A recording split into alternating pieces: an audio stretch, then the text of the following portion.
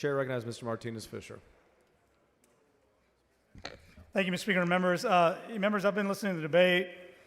I've seen redistricting 4 times on this floor, and this is the first one I've ever seen where we stop talking about things that the court has told us to talk about.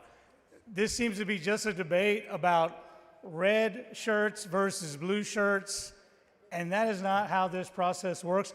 Yeah, there was a court case that said, hey, by the way, if you want to consider political outcomes, that's fair, but that's not the only thing to consider. I have not yet heard once a single member talk about communities of interest. What we all know about neighborhood associations, church parishes, PTA districts, civic clubs in Houston. These are the things that folks think together, they work together, they're aligned, and they want those aligned interests represented in the halls of Congress. I quit counting on this map, but the last time I checked, there are over 488 precinct splits. Those don't happen by accident. When you start splitting precincts, you're not doing it because you have to get to a rounding error. You're doing it to design an outcome. And so, given the track record that we have here in this state, we argued about the 10 Commandments law. You said it was going to work. A court just set it aside. A few years ago, we told you that the Show Me Your Papers legislation was going to be found invalid by the courts. You ignored it. Courts have put that on hold mostly. Book bans, transgender rights.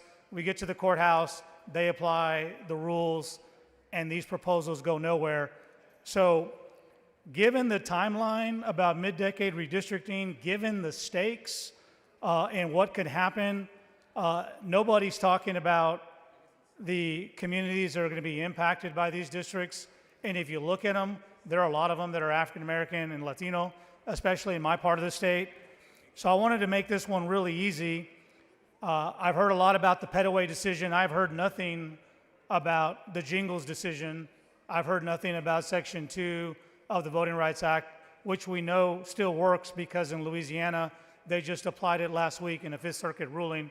So all this amendment is pretty simple. It just says that whatever we do here, we're still following Section 2 of the Voting Rights Act, which is the only enforceable section that we've used that's still in effect and still something that we strive to use, and is still the law that it's applied in this country. So it's pretty simple. We oftentimes argue about whether or not we're intending to hurt people. Well, this is one of these votes that if you vote against it, then I'd want to know why would you vote against the United States Supreme Court currently held decision and valid piece of the current Voting Rights Act, which is Section 2. So that's really all it does. No trick here. It's just we're going to apply Section 2 of the Voting Rights Act, and I hope it's acceptable to the author.